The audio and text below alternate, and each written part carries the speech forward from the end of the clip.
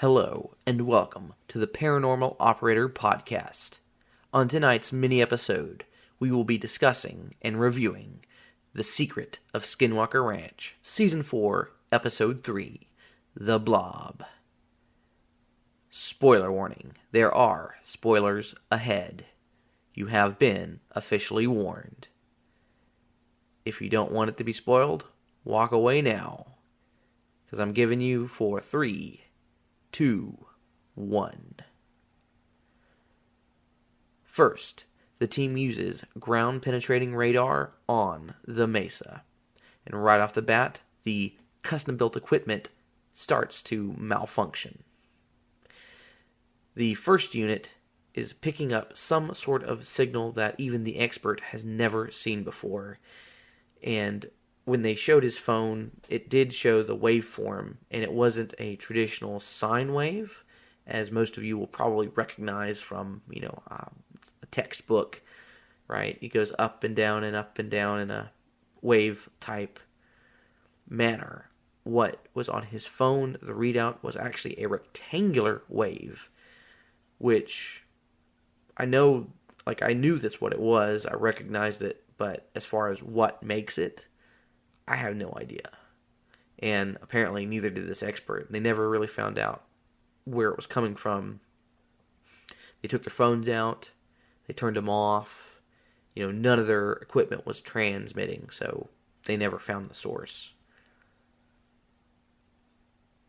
Now, the second GPR was the most powerful in the world, measuring over 100 feet deep. The first GPR's data was 90% unusable, but the other 10% did have hints of underground anomalies. Now, the word hint was used by the expert, and the reason why is because most of the data was a jumbled mess, even that 10% which could be used. If you've ever seen GPR data before, it's basically a smooth gray block. You can see, some stratification and different things in the ground. This looked like static almost. And for those of you, that might go over some people's heads. For those of you that are rather young and have probably never seen static on a non-digital television, but that's what it looked like to me anyway. He was able to point out a few small things. How in the world he's able to pick it out, I have no idea. But he said that there were, in fact, some anomalies underneath the ground on the face of the Mesa. So that was the first GPR. The second GPR, the most powerful one, was this little unit that was drug along the ridge of the Mesa. And it was exceedingly interesting. It found an anomaly that was 6 meters across and 40 meters deep. My first impression looking at it was that it was probably some sort of a shaft or a silo. Maybe an old mining shaft. But it was buried. The anomaly is actually buried about 6 meters below the surface of the Mesa's ridge. Now, this anomaly, the shaft-looking thing, was adjacent to another anomaly they found last season while doing horizontal drilling.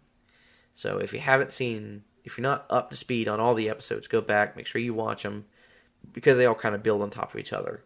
So I'll give you kind of a quick summation here. Season 3, in that episode, they have this big apparatus that can drill horizontally. If you've ever been driving down the road, you've probably seen one of these things where they're burying cables under the ground. It's called a ditch witch, which that's the brand name of it. And they are drilling into the Mesa. I can't remember exactly what they were looking for, if they were just probing. At any rate, the idea was to go in and then curve up. And with this machine, you can drill down, left, right, up, wherever you want it to go.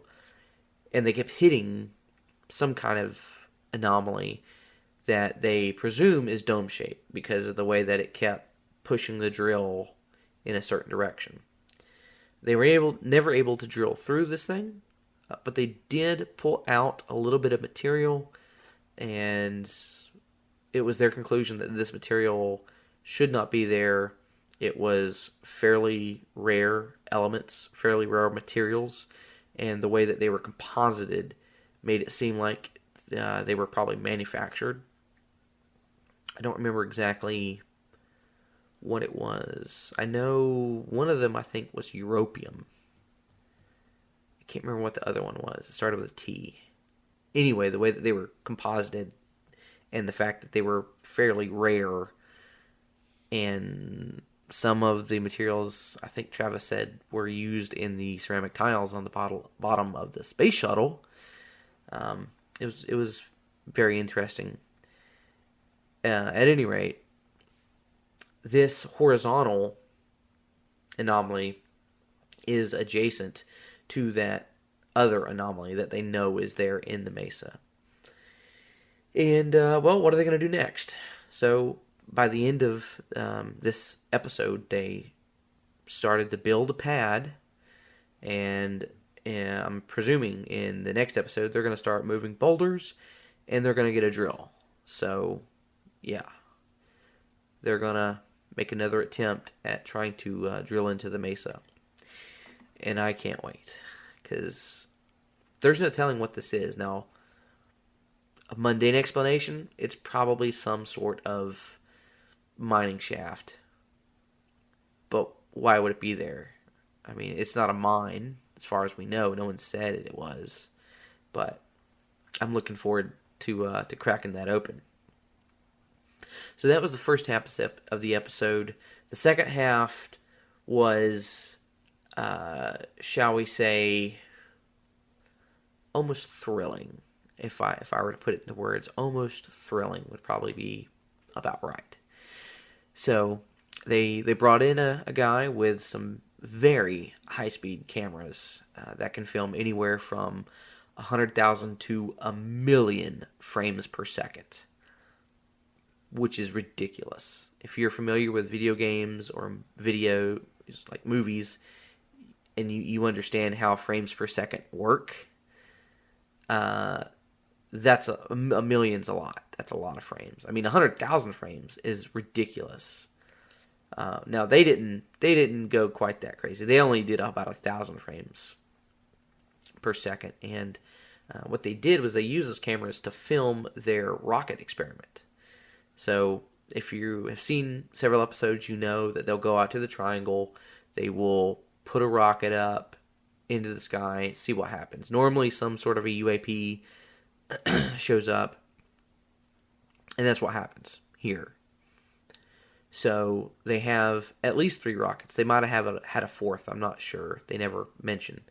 The first 2 go up, fine. UAP shows up. It's there for a little bit, goes away. The third rocket,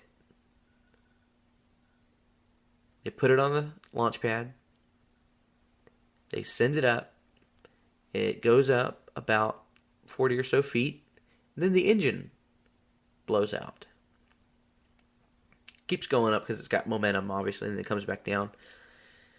And, well, on review of the footage from the camera shooting at 1,000 frames per second, right there, above the rocket, presumably in the triangle, is this quote-unquote blob. It's just hovering there, about 40 feet off the ground. You can't really tell how big it is. The only thing that's really there for scale is maybe the rocket, but you can't really tell, and it's kind of an odd shape. And some of the stuff coming off of it looks like maybe some kind of artifact on the camera, but there is no mistaking that there is, in fact, an object there because light is reflecting off of this thing. And you can't see it with the naked eye. You could only see it on the camera. Now, the rocket goes up. It comes very close to this thing, and then it blows up. Or at least the engine blows out, anyway. And from my estimation, it looks like the side that blows out would be the side closest to this object, whatever it was.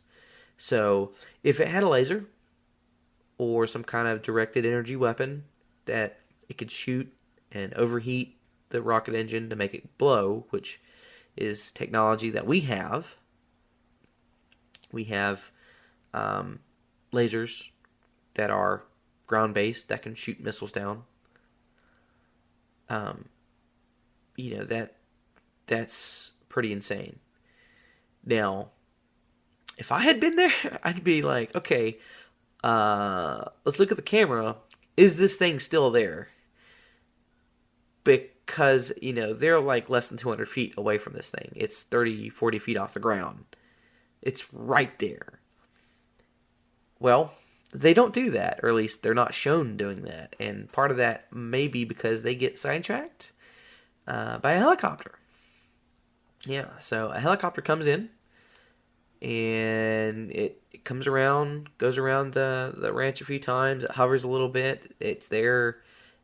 Travis estimates it was probably there about 10 minutes, and then it leaves. Now, I'm not questioning the credibility of the people on the ranch. I'm not questioning their judgment. However, Travis makes a few assumptions that I think are a little far-fetched. First of all, he blatantly states that all aircraft by law must be transponding, because this helicopter was not transponding. They could not find it on the what do they call it? The ADS-B system. So it didn't have a transponder on. They also said that, it's at night. Therefore, they must have some kind of night vision capability. Well, these aren't exactly meshing together too well. Oh, and the last thing, because they probably have night vision, or they have to have night vision, that makes them probably military.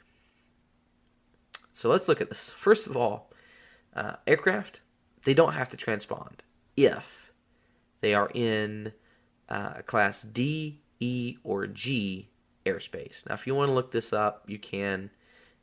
D, E, or G class airspace. I've looked at some aeronautical charts. As far as I can tell, Skinwalker Ranch is more than likely a G-class airspace. It is near Roosevelt Municipal Airport. That is going to be a D-class airspace. But even there, if you're doing VFR, from what I understand, you don't need to have your transponder on. Secondly, come on, guys. Night vision is not only affordable, but it's available to the public. Anybody can go out there and buy night vision stuff. Now, the good stuff is still stupid expensive. But, if you could afford a plane, you could probably afford the night vision. Whether or not they were military, maybe. You can't really tell from the camera, what size the helicopter is, or, the configuration of it, whether it's a private helicopter or if it's a Black Hawk. They're flying with their lights on. So, it's not like they're really hiding. At any rate, if I had to come out and give it some kind of a mundane explanation, I'd say that more than likely this was just some people, they happened to be in the area, they saw something blow up, and decided that they would go investigate it. That's what I would have done if I had been there. Now, is that what happened? I have no idea. That's total speculation on my part. Well, who would be flying through the middle of the night in the desert of the Uinta Basin? Who knows? It's just one of them things. They kind of tried to give it an air of mystery. It's like, oh, this might be the military observing us, or the ATF, or whoever, right? But I don't know. We'll have to see. So, guys, that's my review. I really liked this episode. It was really good. David Pilates, who does the Can I Missing project, Missing 411, I watched his review, And he brought up a pretty good point that they really need thermal. They do. They really need thermal. And I actually signed up today to be a Skinwalker Ranch insider. And I would advise anyone and everyone who is a fan of the show to do that, because you get amazing access to all kind of behind the scenes stuff. You can watch all the camera feeds 24 hours a day. In fact, as soon as I get done here, I'm going to be throwing that up on the big screen. They have live chats. They have debriefings, after show debriefings. They have one tonight. It's actually going on right now, so I'm going to wrap this up so I can go listen to it. And maybe I can search some of the camera feeds and see if I can figure out what kind of helicopter that was. It's $96 a year or $10 a month if you want to do it billed monthly or billed annually, and you get a 7-day free trial. So anyway, folks, I gotta run. Go catch this Skinwalker debrief. So if you like what you heard, please like, share, subscribe, comment. All that stuff helps the algorithms. And then on top of that, you can find us here on YouTube, as well as Facebook, Twitter, Instagram, and now Rumble as well. Until next time, folks, keep searching in the darkness.